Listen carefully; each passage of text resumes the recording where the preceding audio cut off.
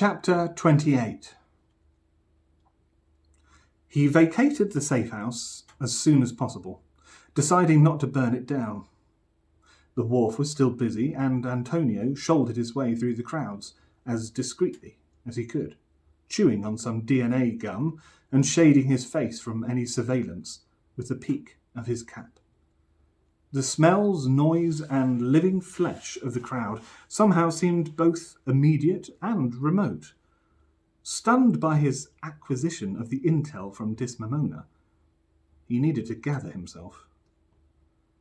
Under a tatty awning, greasy vapours hissed up from a semi-permanent food bar. A few older men chopped and sliced protein-based cubes behind a flat-top grill, pouring a rich orange sauce over the mixture as they layered it and diced it with casual, rapid chops. Antonio parked himself on a stool and pointed at something frying nearby. Perhaps he'd got it wrong. The raid had been quick. The batches of files he'd grabbed, more or less random. There was little context to what he'd read. He could be wrong. Maybe it wasn't what it seemed.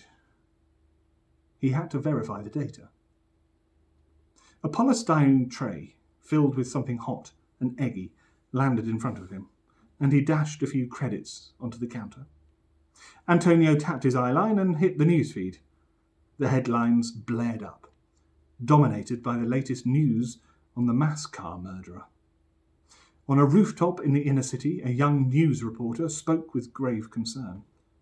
The shot was framed to include a motorway in the background. Cars sped past an irregular pinch in the traffic where a marquee had been erected. The latest unconfirmed reports are of an accounting clerk from the Terra Soce group. An extensive molecular autopsy will be necessary to determine precisely when the victim was murdered. Sources at the scene say we could be looking at a crime committed years, possibly decades ago. If it hadn't been for a simple insurance error, they may have roamed the roads undiscovered for many more years. Antonio flicked on and skimmed the rest of the headlines. A terrorist attack on the Iberian Peninsula, the ongoing dismissal of a famous actress to the RMZ, the leaked details of a financial scandal, and a breaking story about the outbreak of a new virus. The tone of the report was meant to be reassuring. There was a situation, but it was under control. The origins of the outbreak were unknown. Over 2,000 confirmed cases of infection, more than 15,000 people reported to be under observation. The virus had now been detected on all continents. There were few indications of infection. Some experienced mild cold or flu-like symptoms. Most didn't. Very few people had been hospitalized. Nobody had died. The authorities were investigating the outbreak. If people suspected they were infected, then they were to go to their auto doctor for testing. He scanned the story again, then pulled up a few similar reports from other news sources. There was no mention of fertility problems. Nothing. Antonio switched the news feed off, pulled his cap down, and walked back into the rush of bodies sweeping along the harbour side. Lies. He knew it. They knew full well about the impending fertility crisis. The news was being held back. Antonio caught a whiff of stale seaweed on the wind. He turned away from the docks and went with the flow of people into one of the wharf's wet markets. He was witnessing, in real time, the careful control of the masses.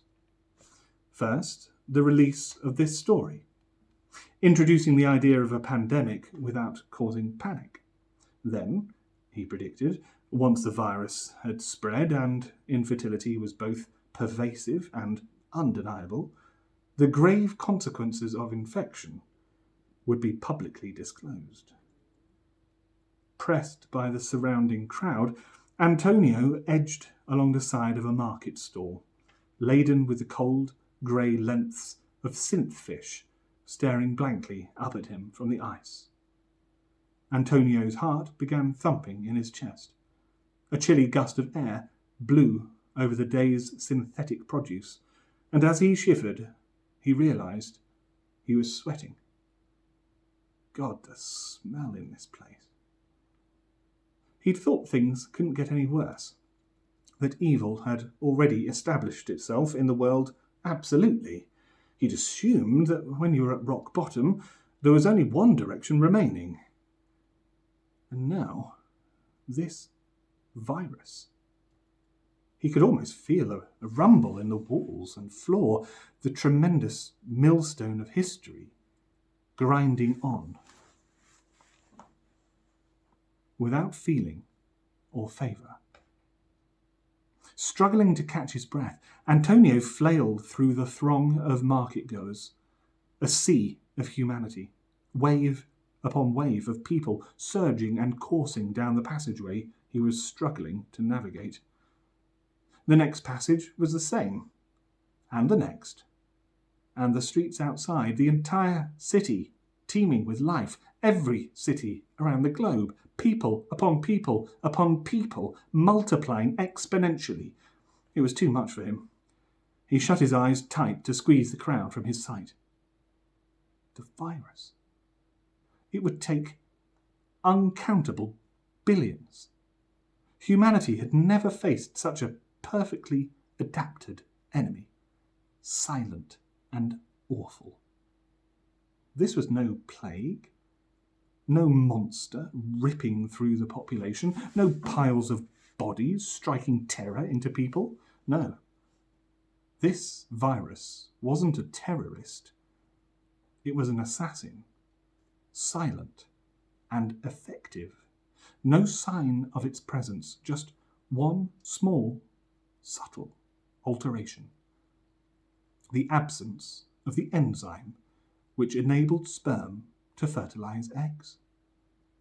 No zygote, no embryo, no fetus, no pregnancy, no children. His breath came in surprising gulps as he fought his way to a pile of empty polystyrene crates, stained blue with the residue of the synth fish they'd contained. It was too much. The knowledge of the impending catastrophe, his helplessness in the face of it, his loneliness, his responsibility. Antonio doubled over as hot sick leapt from his throat and splattered into one of the crates. He drew an arm across his wet mouth and chin and whimpered to himself. Mass infertility. A symptom that could only be recognised months after the spread of the virus, once it was too late. A virus that produced nothing. No boils, no fever, no bleeding, no babies to be buried, nothing. It produced nothing. It only inhibited the yawning absence of the next generation drawn behind in its wake. No one to mourn, no one to remember, no one to honour or lament. Nothing. Antonio's mouth dampened with saliva and he retched again. The wound in his abdomen screamed at him, and he concentrated on his breath to control the convulsions. He slowly became aware of the clatter and scuff of others around him, and looked up at the market-goers bustling by. So, who would be left once this vast nothingness was drawn over the world? The wealthy, of course. Those who could afford treatment. Their lives would survive. Thrive, even. Precious, precious children. Cosseted and shielded from the rest of the wounded world. Their cries and laughter never to be heard by the angry, ageing masses. And Perdita, her belly of riches, the fecund mother of his child, soon to be one of the blessed few, the sweet, fleshy breath of family. And now, emptied and expunged, something else stirred in Antonio's belly, something hard and determined. There was purpose there, and momentum, an absolving duty in the centre of this mad maelstrom.